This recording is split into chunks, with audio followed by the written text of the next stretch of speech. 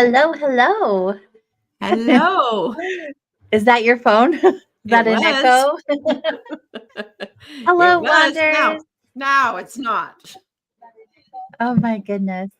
Are we having an echo? I think we're having an echo. Hold on one second. Why is there always issues? Come on, people. We're in a learning process. Well, you are. I mean, me too, because I was volume Yeah, up. I don't know. I don't know what's going on. We'll see. Anyway, so hi, welcome. I apologize. Every time we get on Soul Wanderings, there's like this little tiny issue. But we navigate our way through it. Listen, we are not as tech savvy as a lot of people are, and I have not put a lot of energy into learning because I know that one day I'm going to be so off grid, none of this will matter to me. I'm That'll using be my so good for energy. you. Yes, I'm Tech using my break. energy for something else. So in the meantime, you get these bumps with us. And thank you for your patience. So hello, Wanderers. Learn more about myself and Natalie at soulwanderings.com. We have a little intro as well as a lot of our past shows from when we were on a previous station. Now we've gone solo, just kind of hanging out, doing the thing for the fun of it because we just really enjoy the conversations and the connections that we've made with all of you. And we're so grateful that you show up with us every week. Thank you so much. Each week we have a different topic. We talk about all kinds of things spiritual, life related, anomalous topics of sorts, all kinds of things. This week, we chose not to have a topic because we thought it would be really fun if we played Q&A. So Natalie and I are going to ask each other questions to get to know each other better. We probably already know, but like you guys can know us better as hosts on a personal level, not just like our experience, like our education and background kind of situation. And you guys can ask us anything within reason. Let's be kind. And we can also ask for a new question. We can say we're not going to answer that. Yeah. So, yeah, let's have fun and get to know each other in this eve of Thanksgiving. I'll start there. Do you believe in Thanksgiving, Natalie? Do you practice Thanksgiving? Do you celebrate it? What is your take on Thanksgiving? It was always a thing that I grew up with. So there's that. And then when I um, launched myself from my parents' home, I a few years down the road after that, I ended up being sort of orphaned in a way. I was launched from my parents' home, and then I didn't really have a very small family of my own. So then I ended up drifting to lots of different families function. So Mhm. Thanksgiving's been that for me. And sometimes I like to cook, so sometimes I like to cook it. Um, I believe in the gratitude and I really love socializing. So for me, that's what it is. Yeah. My all extroverted. Give me a gathering, give me good food, give me people that I love that I'm with. Yeah, I'm down. And that's what it is for me. Throughout the years, I've had some different things where it's like, let's just sit around and say something nice about someone that's around you, different things like that. Mostly for me, Thanksgiving is that let's get together, eat together, and just share each other's company. Mm. Aw. Yeah. How about Yes, sure. you? It has changed through the years. It was this year, I was this years old when I found out the real meaning of Thanksgiving and what was really being celebrated. And so it makes me sick. And it's it's also a reminder of how conditioned we are and how history isn't real and how we are getting psyched out all the time So I have a very different feel today than I did in the past. It used to be my favorite holiday. If I were to celebrate any of them, this and the 4th of July, because the celebrations, the getting together, the connecting, the hanging out with your friends and family, and not because you have to, but because you want to. It can look and be any way.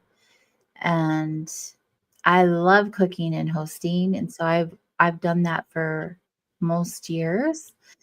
This year, I'm not cooking, I'm not hosting, and I'm going somewhere. Well, it's a half day mix. One place that I'm excited about and one place I'm not as excited about. Out of obligation.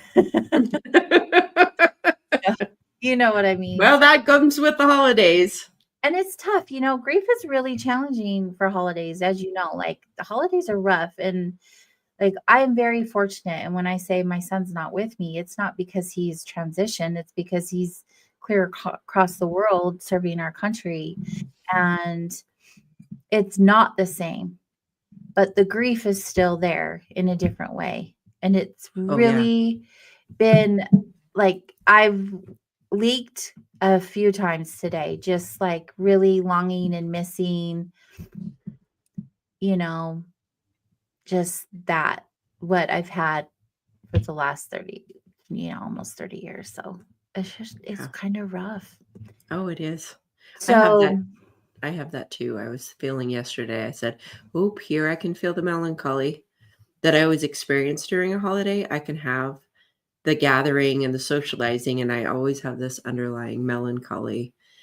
Grief always visits during that time because there's people who just are not here, and also for just the fact that in the work that I do, I sit in the groups before, and the profound grief of people's first few years of like reestablishing a new normal within the framework of holidays, and the sadness that's just visiting during that time. There's just this melancholy that I always experience. It's like, well, the put upon holidays, and what you were saying is like when you learn. We've got this story around roots of a holiday, and then sometimes we discover that those have been spun, and the original was far darker or different than what they play it out to be now. Yeah. And the Hallmark version sounds lovely, and it often gets feeling yesterday retold. Oop, here I can feel them. Yeah, as it repeats itself. Just wild. So I'm not a big fan of holidays, period. Right. But I do love the ritual side of holidays, like the true origin of holidays. A lot of holidays. I think that's fun and mystical and magical. Okay, so did you bring your box of questions? I did not bring my box of questions. I have some Oh. pages of questions. Okay, so what we're gonna do, you guys, is just ask questions. I find it funny tonight of all nights. We got voted to have a show tonight, and it's like, I see you, Bobby. Thanks for being here. It's a little quiet out there. Yeah, where is everybody? They told us to be here, and then they don't show up. But we came prepared. So if and when you watch this replay or however that goes, hopefully you'll be entertained with what we have going for each other. Yes, because this is about getting to know us better. And if you guys want to pitch in with your answer to any of these questions, hang out in the YouTube or comment if it's a replay or if you play it later, or on Facebook, write it in the comments. It doesn't have to be in live time. Like, just write your response. We'd love to hear what you guys think and feel too. Okay, Natalie. Are Should we ready? flip a coin? Who's going first? I don't know. I did talk Um, to you previously about this box of questions, and then my day went sideways today, so that just didn't happen. But I um, did have some intuitive questions. Oh, you're flipping a coin? I pick heads. okay. Heads, I go first. Head, you go first. Okay, so I'm just going to read you some things that came to me today, and we'll just go from there. And there's some of getting to know you, and then there's some other things that came from my experiences that I want to like my recent experiences that I just want to get your feel on it. Okay, let's go. You ready? But the Yeah, first one is just lead more me, of a guide me. personal one. Okay. So this one's easy, but it might be fun. Of all the places you've been or visited in your life, what's your favorite?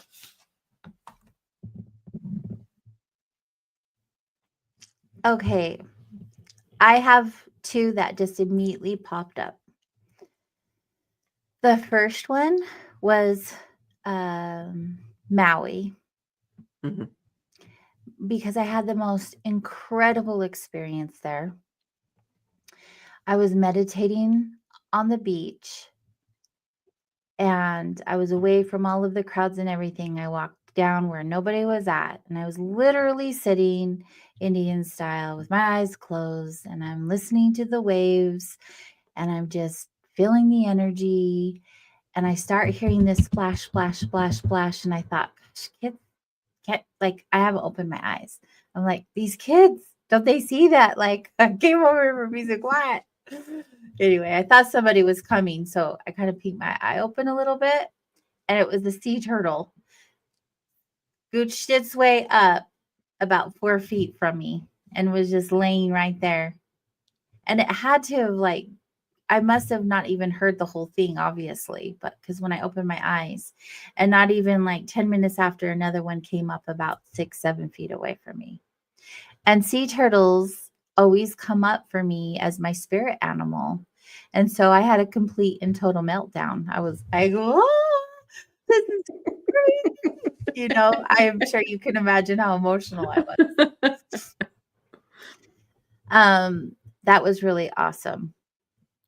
And the more recently, I was in Germany, and I wish I could remember the name of the town, but it's a very old town, and all the houses are painted different colors. Very small town too. It's just like a small little cottage, and no castles around this area. But there was lots of colorful houses, and then you go over this little bridge that takes you behind a lot of these buildings, and there's a witch's tower A that you witch's tower? yes.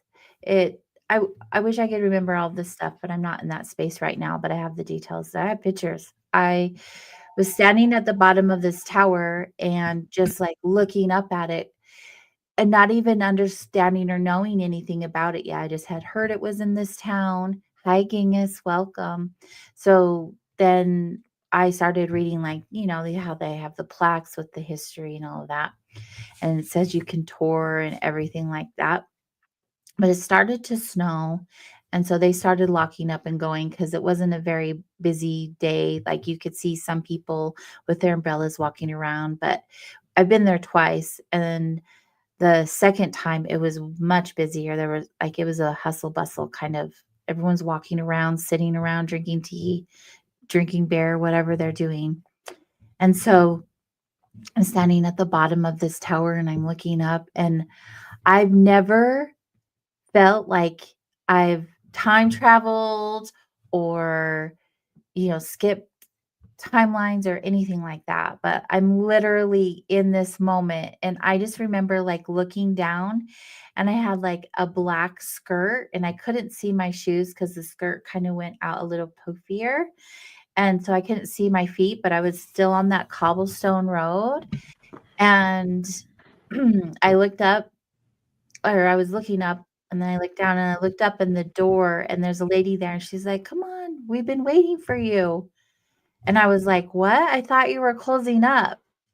And and my mom walks up next to me and is like, "Who are you talking to?"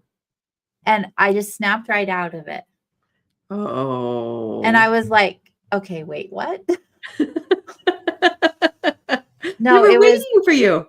it was crazy. It was crazy. And so like those two stuck out to me probably like right away the most because they were just like spiritual experiences that you cannot explain, but there was no way you could deny that it happened because you're in your right frame of mind and something definitely took place. That's cool. Yeah. Yeah. So do I get to ask you the same question or are we going to ask different questions? Whatever you choose, it's your turn. Oh, okay. We're going back and forth. That's right.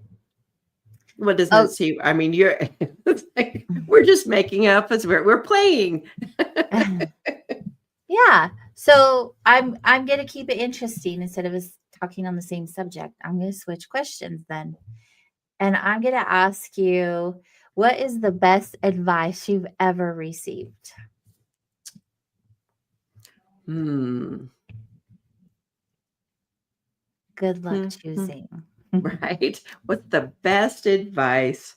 Oh, Genghis, it might have been deja vu. Yeah. That could have been something. It was very tangible and real, that's for sure.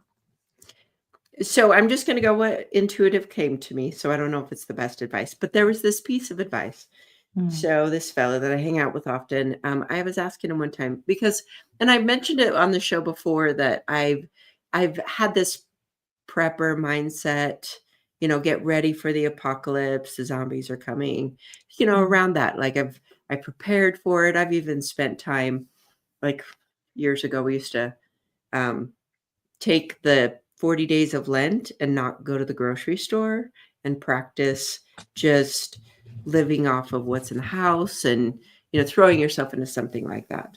So it was kind of along the lines that there was this question. So I asked this person and I said, well, what's the best thing for me to do, in these times where you're worried about the world's going to fall apart? And he said, have a skill. Have a skill. That was a really good, because I do have a skill. And so it helped me lean more into the knowing that if I needed to, I could always make my way with my ability to work with people. Yes. So I would pass that advice on to anyone except for you, because we learned that that's not your thing recently. Skills are my not self. I don't even want to talk about it right now. It's still too fresh. It's still too fresh. So, but it's important to, we'll just use talent or something, the ability to know that in times where our convenience culture is not as established as it currently is, what would you do to get along? What do you have to offer the community at large would be another way of putting that.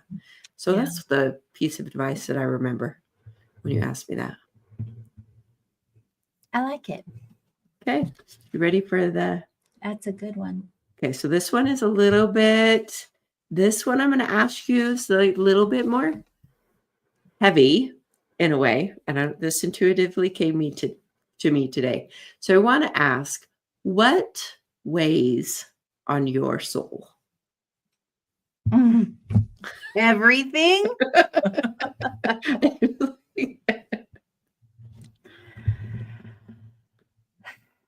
Okay, if I'm being, this is going to sound probably, I don't know. Who cares? Okay, we're just being authentic. Yeah.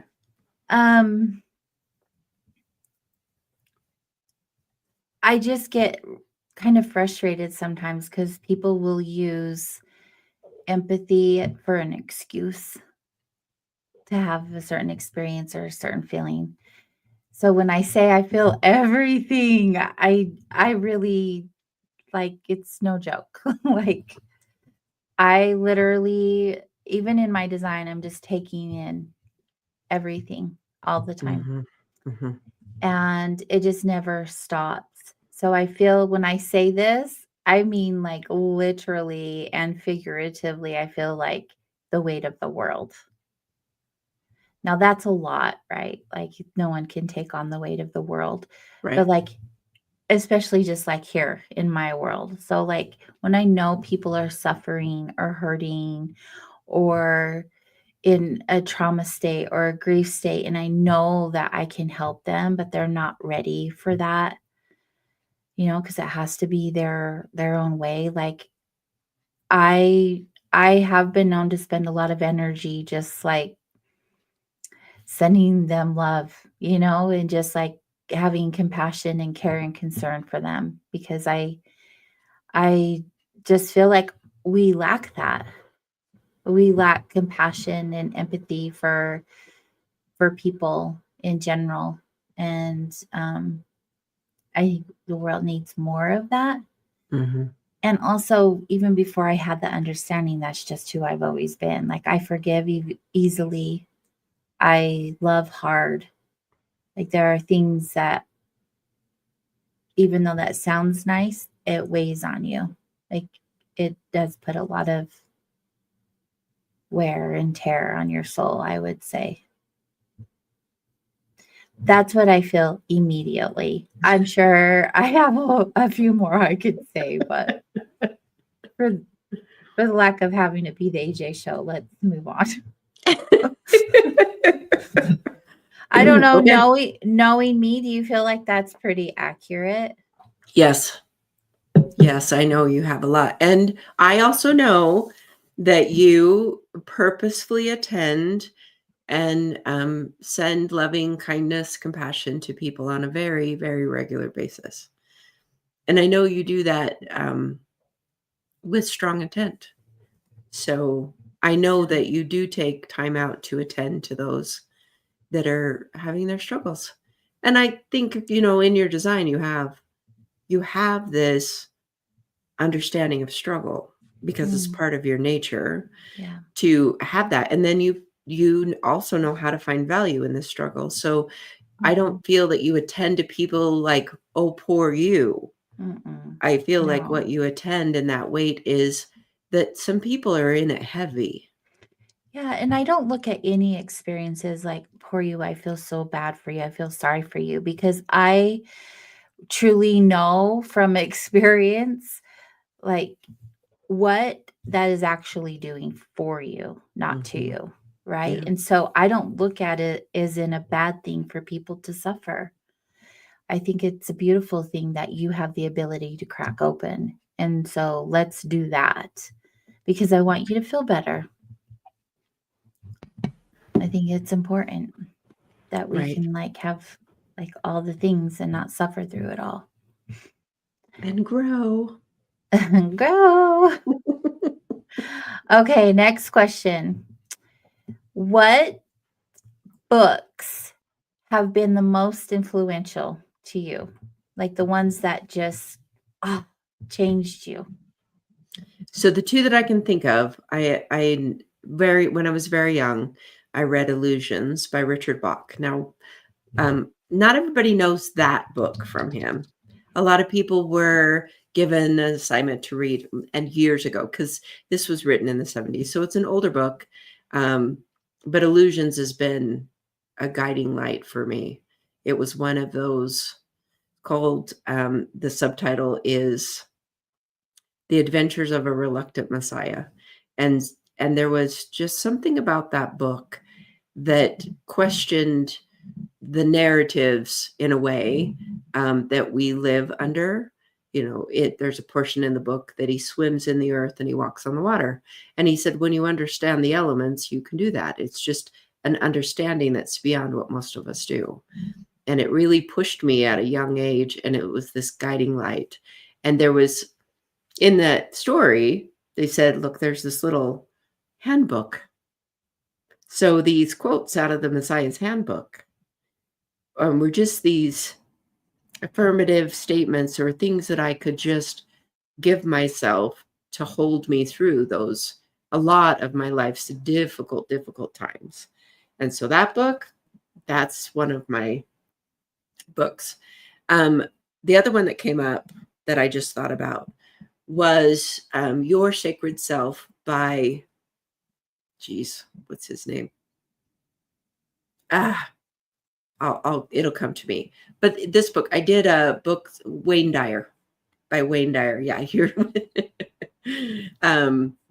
yeah, you're muted. I'm talking to myself. I can see I your lips moving. I said Wayne Dyer, Yes. but I said I was investigating. Oh. So I did this small it was early on. I'm building classes and things like this, and I did a book club about it. And so I perused it and would pull out the notes, and we talked about it. And there was a couple of sections in your say. It's an excellent book to really discover. It's a really easy read, and there were just some profound things. Wayne Dyer's teachings are really profound. So this book, one, there was a meditation in there that taught you how to, like, the stone drops in to a pond of water, and as you go down, that muffling of your ears and the quietness that you get as you sink slower or lower into the pond. A meditation that took you down there, where you just learned a quietness that water surrounding your ears gives you when you go underwater. And there's also this little quote that I got from there that said, "Don't hate the petty tyrants." So there's a section in this book that talked about, I've heard you say that. the petty tyrants and how they're your teacher and the person that could get under your skin, and this little petty tyrant. And I've had petty tyrants through my life that I've spent a lot of time just struggling or wrangling with a person's personality. Yeah. That was a powerful teacher in my life. So that, don't hate the petty tyrants. I remember that from that book. And so those were the couple that I think about that I could say, read those. Yeah. Good. I like recommendations. I haven't read the second one. My dad gave me the first one when I was like in high school. You can look it up. I'll give you a hard copy of it, because I think I still have a couple of copies of that one. Oh, fun. Yay. So you can read about not hating the petty tyrants. And a lot of times books come up at a particular time. And I've read some novels. Books are really fascinating. There's been some times I just randomly pick up a novel from like the thrift store, and there's just sections in there that just have like 2 sentences that are just very quotable. That's profound. Little keys that you can pick up out of these stories. I like grabbing books and just flipping to the middle of a page, in the middle of the book. Yeah. Every book has a message for you. Absolutely. Yeah. Okay. So I'm going to bounce around a little bit and see. Okay. So I want to talk about, this is a quote from my time at Joshua Tree this spring that I was just reviewing some of my notes from that, because I was just pulling some things. So I want to get your thoughts or speak to this. So this is a short quote that Stephen said. "The first religion among us is awe, not certainty."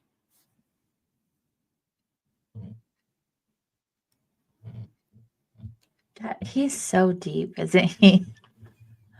I feel like that has multiple layers.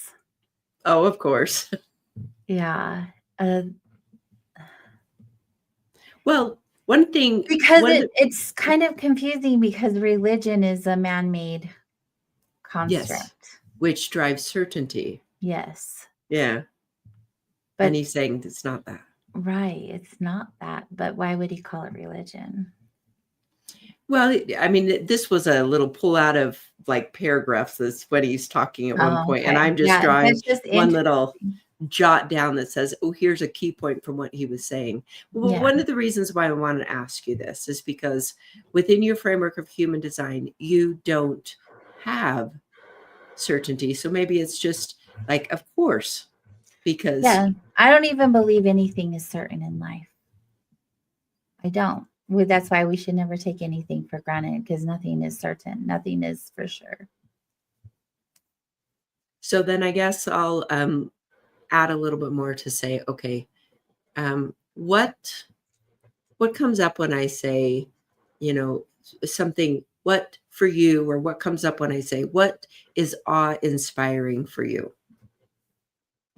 Awesome. Awe-inspiring. Yeah, the first thing I think of is our breath. Literally, I'm just like, as crazy and messy as humans are and their bodies can be, like, how could you not be in awe for something that carries our soul to have this human experience? Like, all you have to do is put your hand on your heart, take a deep breath in. That is like such a miracle. How could that not be awe inspiring? That's the first, that's the first and only thing I can feel on right now. That is so good.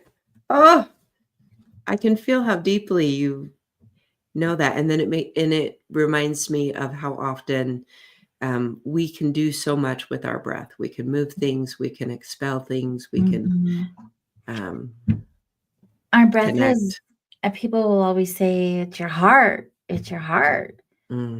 But I just feel like, yeah, our heart is powerful, right? It pumps blood through our whole entire body. And without that, our body wouldn't function. Like, I get that. But also, I feel like our breath is equally as powerful, if not more. Because breath, they say, is life. It's one of the first things we do when we get out into this world. Yeah, and if you stop breathing, your heart stops beating. Like, yes, definitely. That's how I feel about that. That's good. Okay, let me look at the. I have so many questions.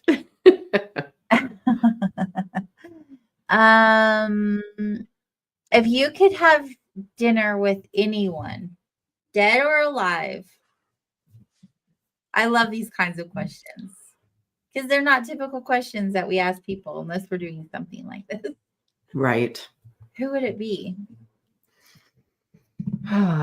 Well, I had the opportunity. One, I just have such admiration and appreciation for Stephen Jenkinson. And I did when I was just gone. I knew you were going to say that. He's one person. We did have tea together because there was in the morning, like halfway through, we started this. We were given these little micaceous clay cups that were fires. So they're small teacups. And then we were given it, and then we were sat down on these pillows in the morning before our first session and had a little tea ceremony. Very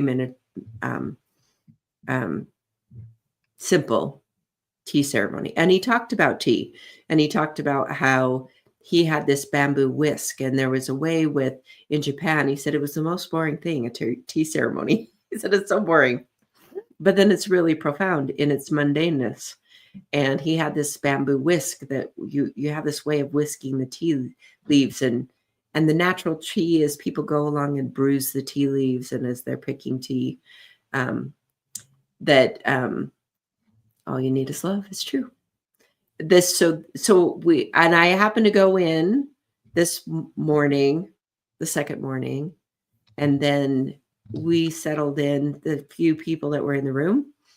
And this was outside of the large group. And then him and Kimberly had walked in.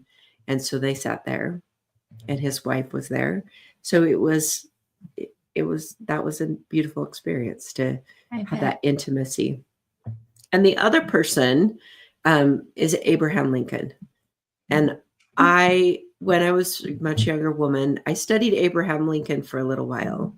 That's the other person that came into my mind when you said that.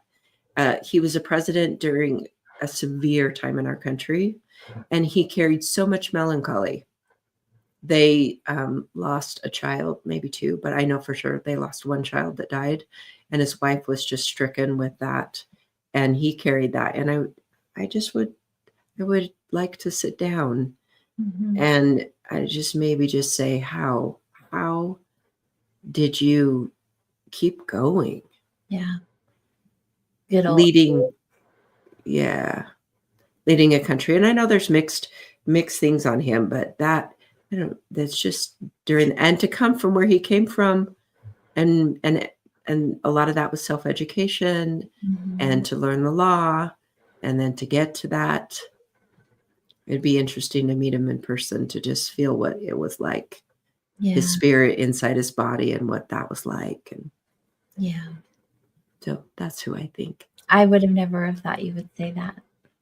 Yeah, I'm learning more about Natalie tonight, and obviously y'all are. Who would Who have thought? Yeah, you knew Little Stephen Abe Jenkinson, but Yeah. That's that's awesome. that's a good question. Yeah, I thought Um, about that one too for a while. I was like, who yeah, would well, let's have you answer that one because that's a fun one to Edgar ask you. Casey. Edgar Casey, Oh, for sure. I would love to sit down with Alan Watts oh, yes. in a heartbeat. And yeah, no, that's all I can think of right now. I mean, I thought of Stephen Jenkinson too, because that'd be amazing. But yeah, those two are the first ones that come to me. Oh, I these fall good asleep people. to Alan Watts sometimes. Oh, me too. Yeah, so He good. carried me through I would use Alan Watts's lectures um, to train myself. So if my mind was looping, so years ago, was very ruminative. So I just loop and ruminate and ruminate. Most of that, I think now I understand, came from my undefined heart. I'm not good Mhm. enough. I'm processing. I should have said this. And I'm so grateful I don't have that mind that runs away like that anymore. But there was a period of time that I would have my mind chew on, instead of chewing on itself, it would chew on something else. And Alan Watts was a key Mhm. player in that. So I feel like I learned so much from listening to him and training the mind in a much different way. Yeah. I'm so grateful for the teachers that are out there that have put a Mhm. lot of recordings down and use their voice in such a profound way so we Yeah, could have access to that now. I agree. So grateful.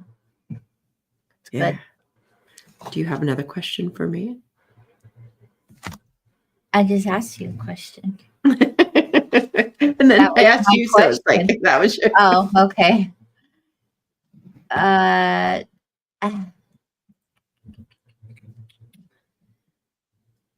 those questions aren't working for me right now in the moment. How do you connect to your inner self? Oh, geez. Nick, what is the way that you do that?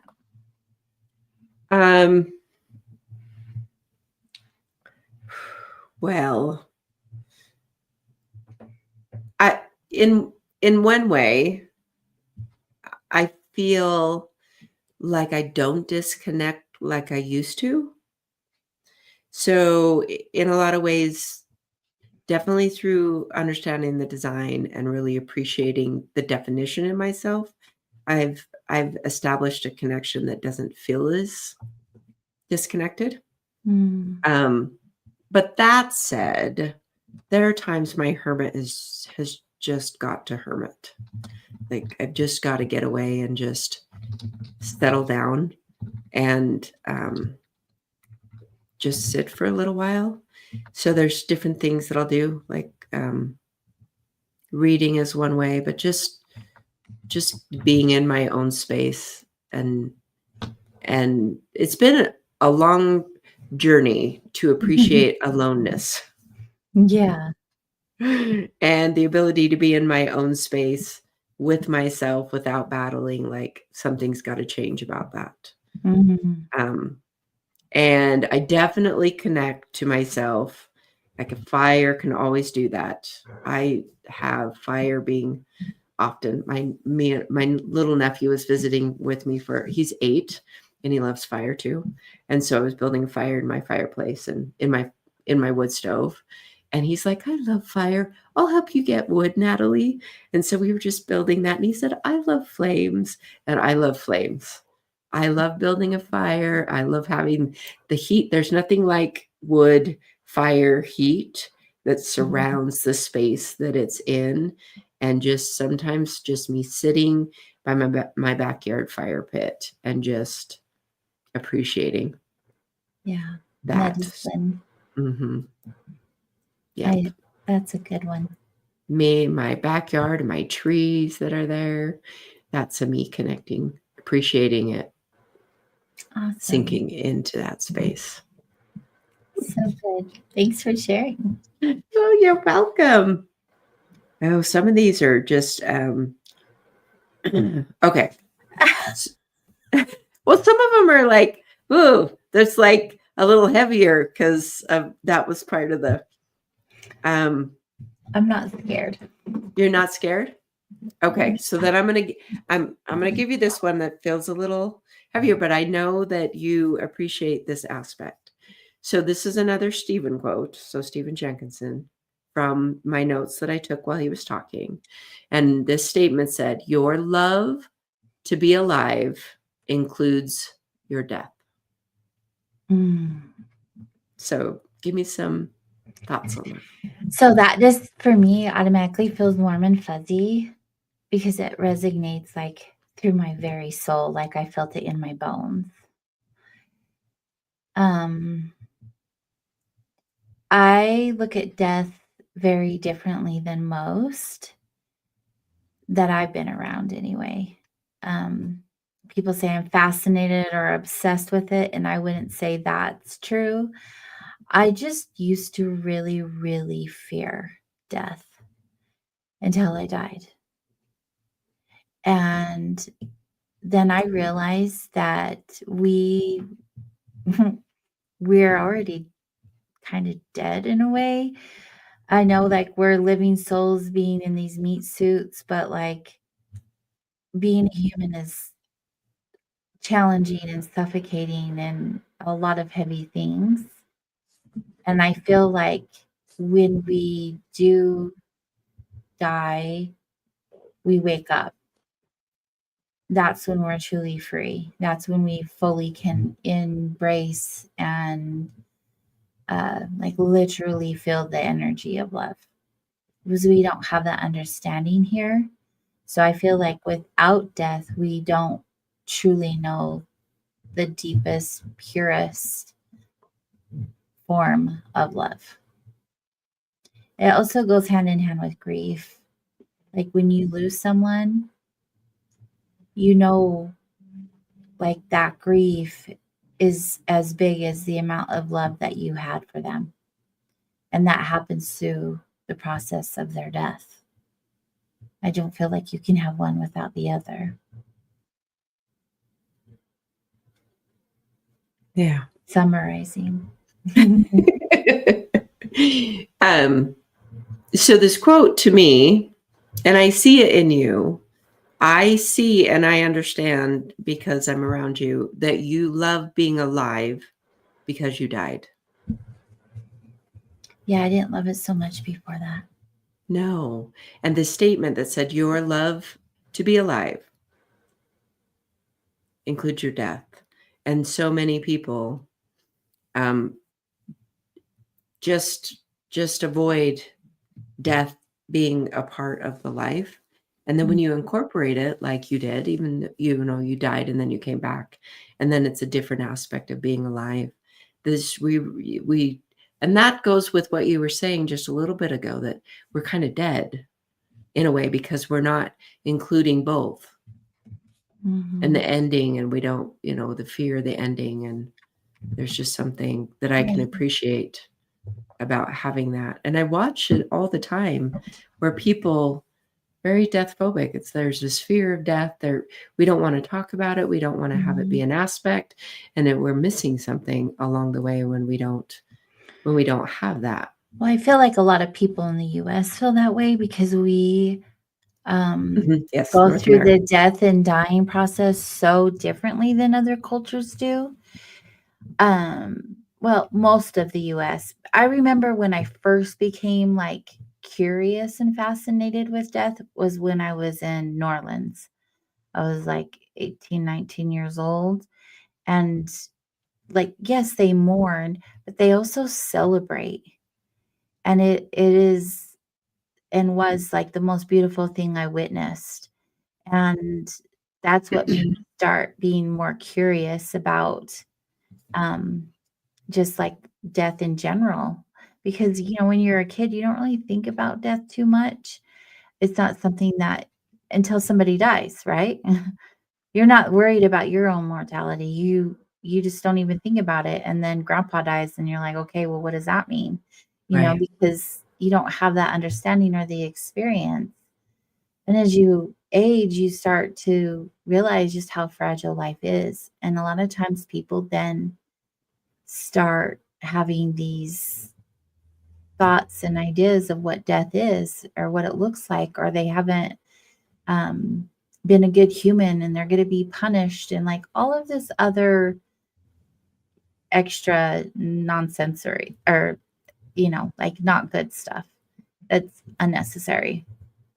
And so I think when you come to a realization of like there's so much more to this than what we're experiencing, and you just have that true knowing inside of you, because it's not something you're like, yeah, I believe that. Like you either really believe it or you really don't. And so I think when you have that, like, I'll be going home kind of energy, it's the most beautiful, loving, unconditional experience, right? But when you don't, it's terrifying. Or you just are like, lights out, party over, lights out, you know? I don't know. I just think like they go hand in hand and you can't have one without the other. But Right. I think that death is a beautiful opportunity that we receive because it means that we were alive. And our version of love and all the versions within this experience that we get to have of love is so different than what you experience when you wake up. Yeah. And the limitation here is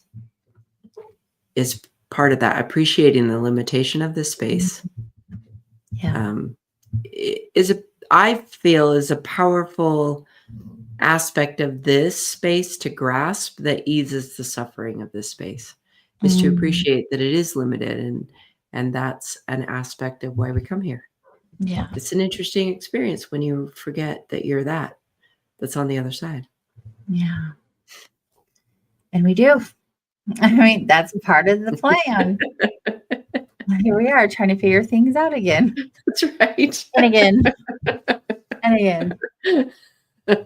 And I'm not doing it again. I'm not coming back. Right.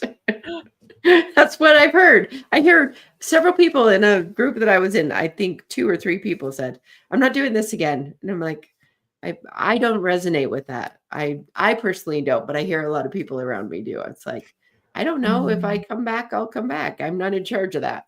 Yeah. I can't choose that from this plane of existence anyway. Yeah. That's true. You cannot. You have no control. Nope. Because you don't even know what you don't know right yet. Right. What started you on your spiritual journey? Like, what was the thing that you were like, "Ooh, I'm gonna go this direction"? Well, I really feel that it's around the time that I got the Book of Illusions, but um, I was very much devout to the religion that I'd been raised with because it's a framework that I had. I didn't know anything else. Yeah. But someone said, hey, did you ever consider that there's more? And that was like just busted the little box that I was in. Absolutely blew it away. It was smithereens in that fast. Yeah. Then I was like, whoa. And that was really the start. of my more conscious journey. Let's put it that way. Yeah. I think that the components were probably always there and available. That was the start of it. And then I studied a lot of different things and felt like I had teachers along the way. And that was when I was, teenager. So yeah. There was a friend I had in junior high, and we would have these profound conversations then. And there was a couple of books that he had given me that were novels, and those novels were mind-bending in a way. Like they were part of the whole process of moving to that moment where that just all fell apart. And I think that was probably even a precursor to the complete coming undone. There's always these preparations for the undoing that we look back and go, oh, wait, those were all stepping stones to this next big launch off pad. Yes. Yes. And I've had those different levels throughout my life. That's awesome. Yeah. So way back then. And then there's been so many other things along the way that's just like, there's another like cracking open, another expansion point. Yeah. That's awesome. I have this quote. I have another quote from here that said, ultimately, your capacity to be grateful, and this is probably a good one for that now, ultimately, your capacity to be grateful for being alive is rooted in the fact that everything is bigger than you.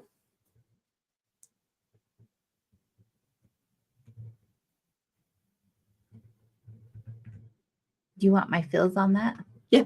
It's not really a question, but it's like tell me what's your vibe on that? Will you read it one more time?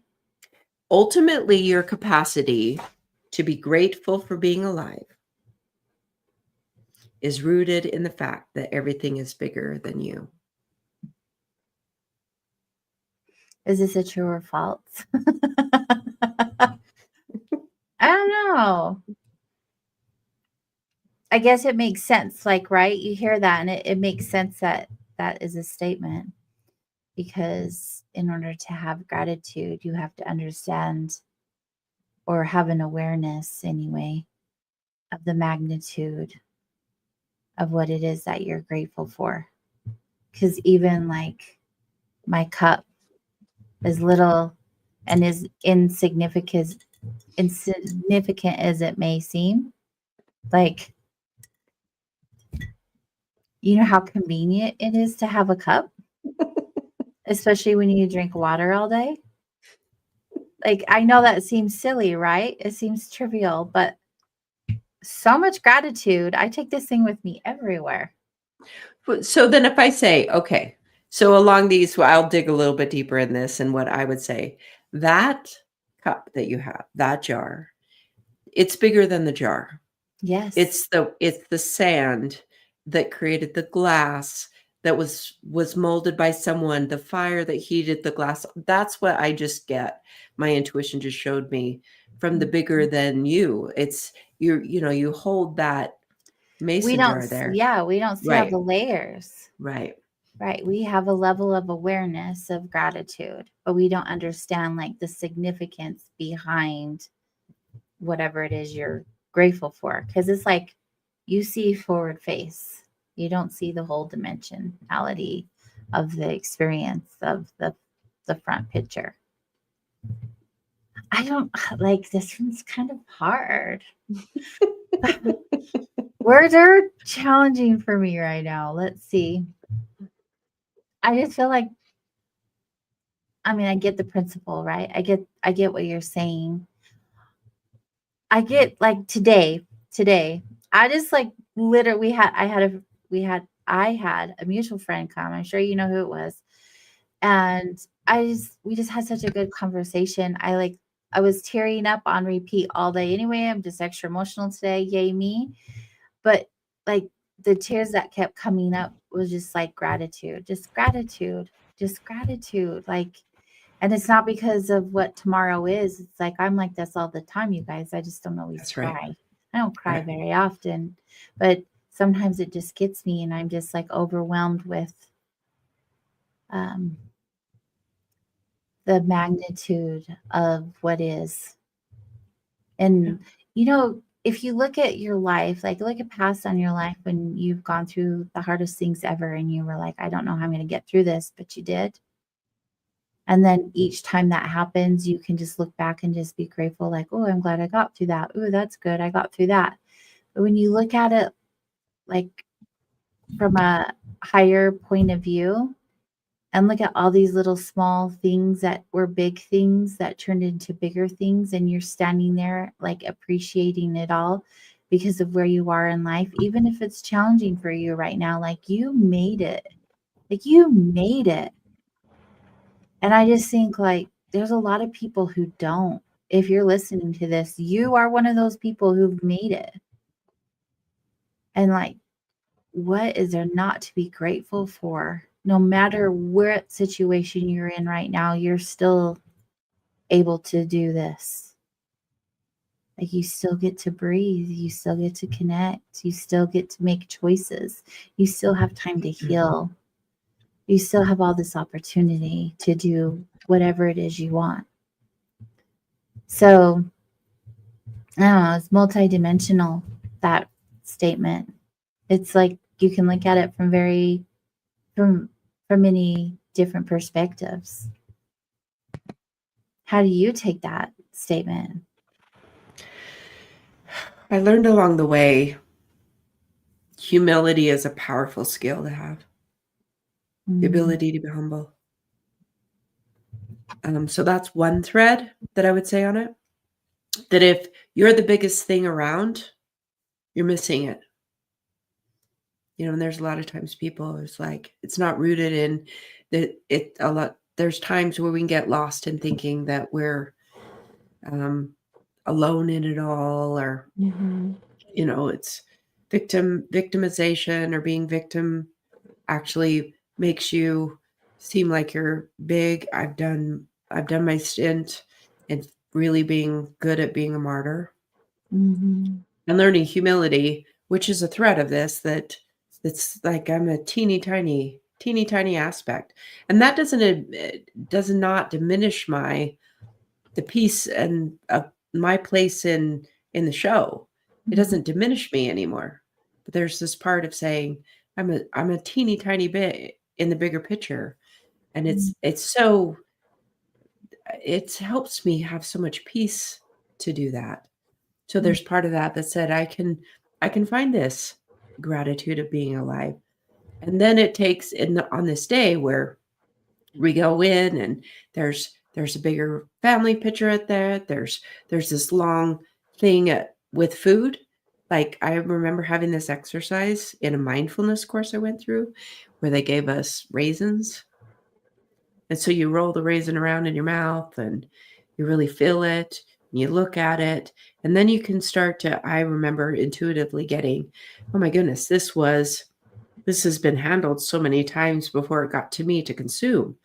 mhm, There was the attendance to the grapevine that grew the grape, that then however it was dried to become a raisin, and then it was packaged, and then it was delivered to a store, and then it was bought by someone, then delivered. Like the appreciation of this whole line of stuff that goes into that.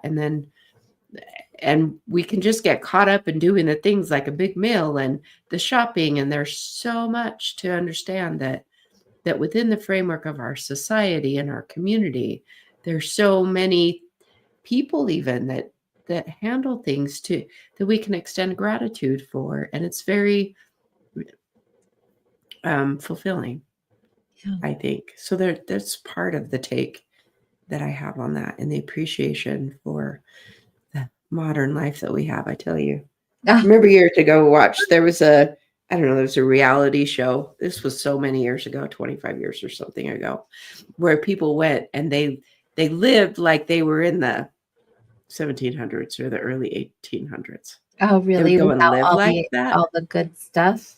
Right. And so you live without all of that. And so then you discover as a woman, if you're mixing up without a beater, without an electric beater, and you said mix it and you have to mix your own bread dough to Yeah. get, and then how much strength it took and appreciation of modern conveniences and modern mattresses and all of Yeah. that stuff Yeah, definitely. Definitely. of having, okay, so gratitude gets something bigger than. Yeah, definitely. It's a multifaceted experience. It's true. And I highly recommend you hop in and get on board with it because it will change your life. It's a whole Right. vibe. No, seriously. Mm-hmm. I joke about a lot of things, but that's not one thing I'm going to joke about. Like, No, it will literally change your life. It's good stuff. it is good stuff. Well, I'm so glad that everyone voted for us to come on the night before Thanksgiving and kind of wing it with no specific topic. No, It's been fun. it has been I've fun. learned more about you tonight. Abraham Lincoln. It's crazy though, Wanders. You guys are chatting it up every week. Da, da, da, da, da. Tonight you're so quiet. So I hope wherever you are, you're feeling at peace and comfy and just loving hanging out with us. It's been so fun. And we'll definitely be here next week with a new topic. And if you have a topic request of your own, email it to us at connect@soulwanderings.com. We will take your requests and we will talk about the things. We like doing that. And if you don't, we come up with our own topic. So either way, we'll be here next week, Wednesday at 6 p.m. Mountain, 8 p.m. Eastern. Thanks all for being here. And we wish you guys a happy holiday tomorrow. Whatever you're doing, however you're choosing to opt in or out, do what makes your soul feel best. Agreed. Yeah. Okay. Good night, y'all. Have a good one.